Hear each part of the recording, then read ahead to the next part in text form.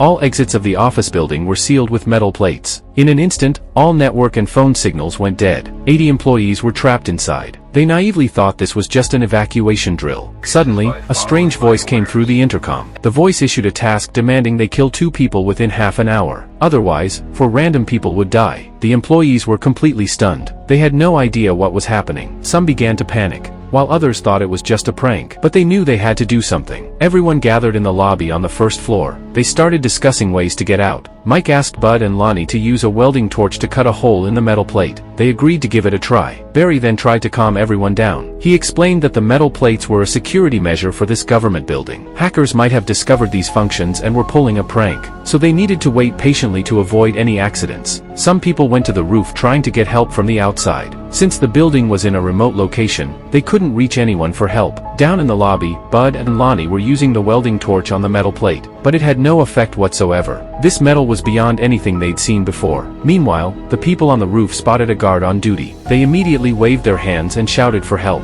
but when the guard saw them, he just turned his head away. They felt both disappointed and angry. Just then, Marty urged everyone not to panic too much. He figured this was obviously some kind of psychological test from upper management. He thought his calmness had won him the test. He started fantasizing about promotions and raises. Suddenly, a female employee's head exploded and she died. The same thing happened in the first floor lobby. 3 employees' heads exploded. In an instant, everyone fell into panic. But Barry noticed something unusual. He was shocked to discover that these people hadn't been shot. They had self-destructed. The company had implanted a chip in their brains. They thought it was to improve work efficiency. They never imagined it would cost them their lives. Mike rushed to the cafeteria and grabbed a small knife. Then he locked himself in the bathroom. He tried to remove the chip from his head. But then the voice over the intercom came on. It warned Mike to stop or his head would explode in 10 seconds.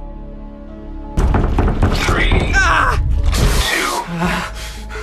At the last second, Mike gave up. While Mike was receiving treatment, the broadcast voice came on again. It reminded everyone that this was a real killing game. It also issued a second task. They needed to kill 30 people within 2 hours. Otherwise, 60 random people would die. Everyone instantly panicked. They didn't dare take it lightly anymore.